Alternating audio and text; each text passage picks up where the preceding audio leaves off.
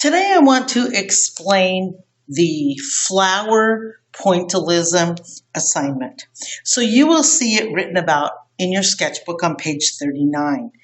But before I begin, I want to show you where could you use pointillism in art. First of all, right here I have two advertisements. The pictures are completely done in dots. You will notice that the jean jackets are done in dots, the pants are done in dots. Here's an example of where pointillism can be used in graphic design. This happens to be a newspaper ad. This happens to be a bulletin made, so a cover is another place that you could use pointillism in a brochure or a program. Here's another really impressive brochure, and this is for an antique show. And because it's laminated, it kind of shows a white there. That maybe shows a little better. Amazing to see the china, to see the jewelry, to see the crystal, to see the picture, the artwork. This entire picture is done in dots.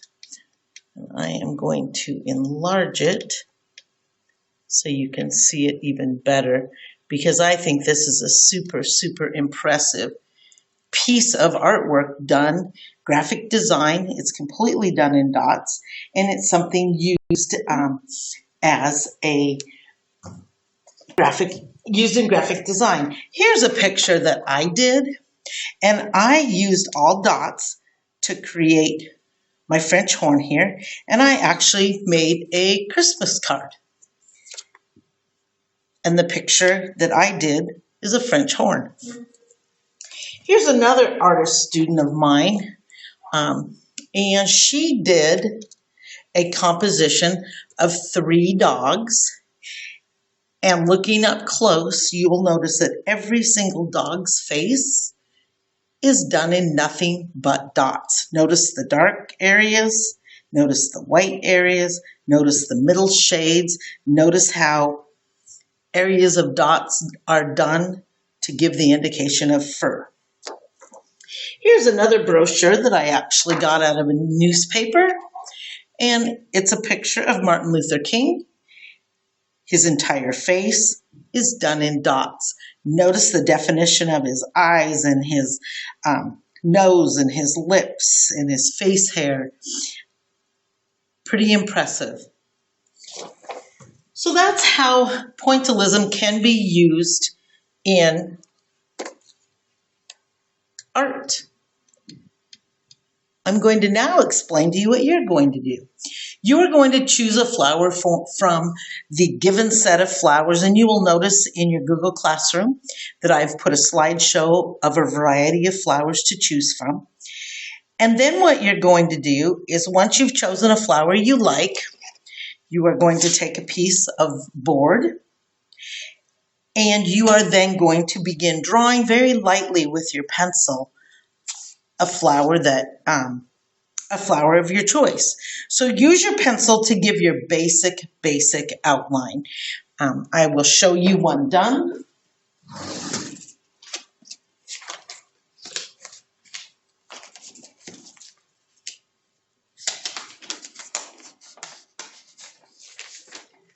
So notice very, very lightly here, there is a picture very lightly drawn in pencil.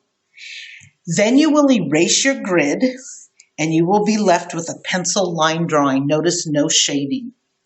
You will then begin to dot.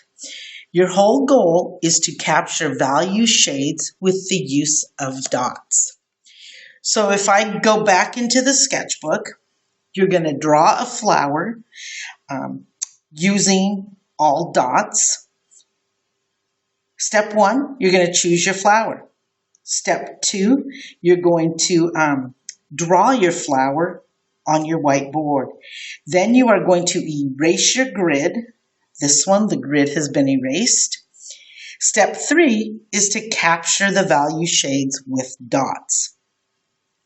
Step 4 is if you desire, you can add a touch of color with your felt pen, and that would also be dots with colored felt pen. Last step is to clean it up. That's to erase all unwanted pencil lines. To avoid smearing, you may want to start dotting at the top of your flower so that your hand doesn't drag over it. Definitely don't drop any water or work where there is water. And erase pencil underneath the felt pen after the pen for sure is dry. I say wait 24 hours. I want to show you some examples of some good art. So here's this picture right here. And here is that picture actually done. And you will notice this picture in your slideshow. I want to also show you an awesome example of the same picture, but colored felt pen was used. Nicely done, realistic in colors. Here's one also done, but you will notice on this one that I have written, this is distracting. It's unrealistic. Generally, you're not going to see leaves in orange. And so I would stay away from doing that. Here are some flowers done, and this one is done with a hint of purple. I would say that's done super well. Here's the same picture done in all black, two different artists. And I definitely want to show you what not to do. So let me grab the what not to do's.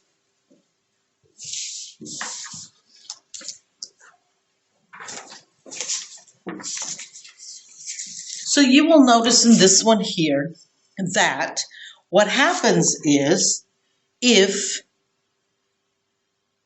you have water close by, you're going to get water damage. You want to be really careful with that. So avoid smudging if you're working and you want to avoid smudging, what you can do is work like this and dot so that you don't drag your hand and smudge with the sweat of your hand and go down like that. That would be one way to avoid that. Here is the same picture, and I would say in the evaluation of this picture, it simply needs more value in the petals, more dots, more dots. So here's the same picture. It looks fairly dark, but it truly is done in nothing but dots. I'm going to get a couple more. Here's a picture again that I would say it needs more value in the petals, which means more dots. Too much white space in the flower and the leaves. Here's that same one done in all dots, but notice the difference between the two. This one more white, this one done correctly with lots of dots. Notice the bending of the flower leaf. It appears bent simply because of the use of the dark shading. Great use of dots. Let's see. I have lots of great examples here. Here's another one done really well. Notice the value shading, the value change.